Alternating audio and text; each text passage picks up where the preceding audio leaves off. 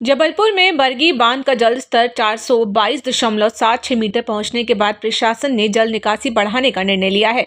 आज सुबह 10 बजे से बांध के 9 गेट 0.78 मीटर की औसत ऊंचाई तक खोले गए, जिससे 1096 क्यूसेक पानी छोड़ा जा रहा है। मां नर्मदा के घाटों पर पानी का स्तर 5 से 6 फीट तक बढ़ने की संभावना है। लोगों से तटीय क्षेत्रों से दूरी बनाए रखने की अपील की गई है। जबलपुर नगर निगम में नए कमिश्नर ने कार्यभार संभाल लिया। इस दौरान अधिकारियों ने पुष्पगुच्छ भेंट कर उनका स्वागत किया। जबलपुर के नेताजी सुभाष चंद्र बोस मेडिकल कॉलेज में इलाज कराने आए मरीजों और परिजनों को लंबी लाइनों का सामना करना पड़ रहा है। टोकन और पर्ची वितरण में अव्यवस्था के चलते लोग घंटों इंतजार करने को मजबूर हैं।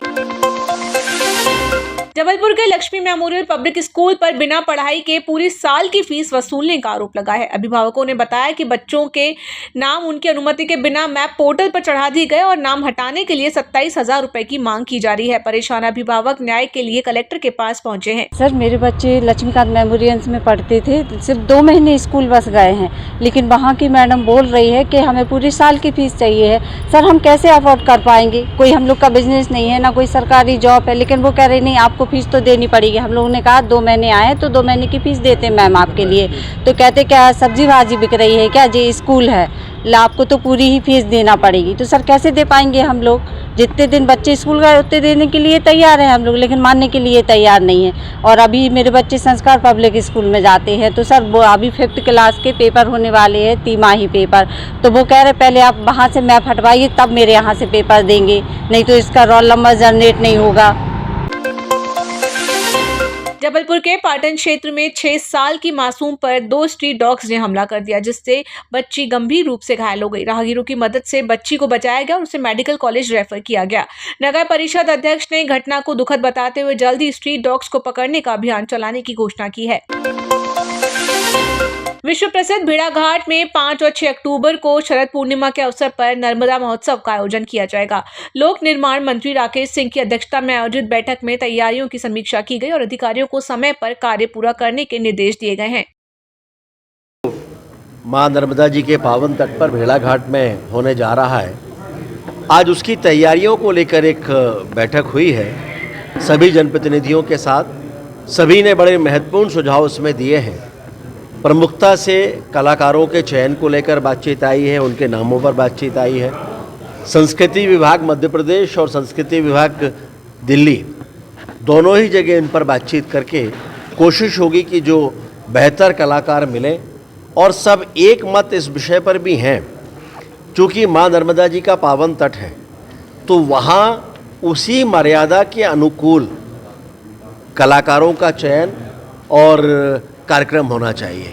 सेमी क्लासिकल, क्लासिकल, सूफी, भजन या फिर म्यूज़िकल, बांसुरी या इस तरह के कोई और हो, तो सभी का इस बात पर जोर है कि कार्यक्रम इसी के अनुरूप हो, ताकि उसकी जो गरिमा है वो बनी रहे। नर्मदा महोत्सव ने इतने वर्षों में पूरे प्रदेश में अपनी एक पहचान बनाई, और मुझे कहते हुए खुशी है कि जितने भी बड़े कलाकार यहाँ पर अभी तक आए हैं, लगभग सभी ने ये इच्छा जाहिर की है कि वो फिर से वहाँ कार्यक्रम की प्रस्तुति के लिए आना चाहते हैं। तो एक तरह से जबलपुर का ये एक सामूहिक सांस्कृतिक कार्यक्रम है, और इसी सामूहिकता के भाव के साथ वो कार्यक्रम अच्छे से संपन्न हो, ये हम सभी का प्रयास होगा।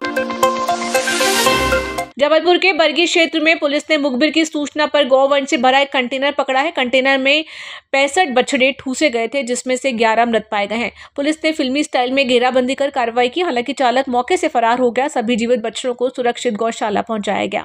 इसमें एक सूचना प्राप्त हुई थी बरगी थाने में कि टेंसी फाटक के पास में एक ट्रक में कुछ गौवंश का परिवहन है, और उस सूचना पर वहाँ पर जब गए तो गाड़ी वहाँ मिली है, जिसमें नज़दीक की गौशाला में मवेशियों को ले जाया गया है। ट्रक को ले जाके वहाँ मवेशियों को उतारा गया। उसमें से कुछ घायल अवस्था में मिले हैं, और कुछ उसमें वेटरनरी की टीम यहाँ से गई है जबलपुर से, ताकि उनको प्रॉपर उपचार दिलाया जा सके और राहत प्रदान की जा सके। उसमें कुछ मृत भी हुए हैं। अभी इसमें जांच जारी है कि वाहन कहाँ से ला रहे थे और कहाँ ले जा रहे थे, और कौन इसको अंजाम दे रहा था, इसको परिवहन का। तो जांच के बाद ही कुछ इसमें तथ्य सामने आएंगे। जो चालक है मैम वो फरार है? हाँ, अभी इसमें सिर्फ वाहन मिला है, चालक नहीं मिला है। अन्य चालक के माध्यम से इस वाहन को गौशाला में ले जाया गया। पुलिस को सूचना मिली थी कि इस वी ट्रक नंबर जो भी इसमें बाहर जो प्लेट डिस्प्ले हो रही है उस नंबर के आधार पर सूचना प्राप्त हुई थी, उसी पर इसको ट्रेस किया गया था। जबलपुर पुलिस ने सिहोरा के खितोला बैंक डकैती मामले में फरार 3 आरोपियों पर 10-10 हजार रुपए का इनाम घोषित किया है। हाल ही में मास्टरमाइंड को बिहार से गिरफ्तार कर 3 किलो सोना और 50,000 रुपए बरामद किए गए थे। पुलिस ने सूचना देने वाले का नाम गुप्त रखने की बात कही है। खितौला बैंक डकैती वाले प्रकरण में 3 आरोपियों के विरुद्ध पुलिस महानिरीक्षक महोदय द्वारा 10-10 हजार के इनाम घोषित किए गए हैं। इसमें सुनील पासवान, गोलू पासवान और बच्चू सिंह, इन 3 के अगेंस्ट 10-10 हजार रुपये के इनाम इनकी सूचना देने वाले, गिरफ्तारी करवाने वाले को दिए जाएंगे। इस तरह की इसमें आदेश प्रसारित किया गया है। इसमें जो कि प्रकरण गंभीर था तो उस विवेचना को शुरू से काफ़ी गंभीरता से लिया जा रहा है और इसमें आरोपियों की पतारसी में काफ़ी सूक्ष्मता से साक्ष्य का अवलोकन किया जा रहा है। इसमें साइबर की टीम भी लगी हुई है और पुलिस महानिरीक्षक महोदय द्वारा ही इसमें इनाम घोषित किया गया है। विवेचना में लगा हमारा दल भी काफ़ी सक्षम है और जो भी साक्ष्य एकत्रित करने की प्रक्रिया शुरू से इसमें अपनाई गई है, उसको देखते हुए अभी तक इसमें काफ़ी हद तक सफलताएं मिली हैं। आरोपी गिरफ्तार भी हुए हैं और बरामदगी भी हुई है और निश्चित तौर पर जिस प्रकार के इसमें प्रयास हो रहे हैं उसको देखते हुए इसमें आगे भी सफलताएं अवश्य मिलेंगी।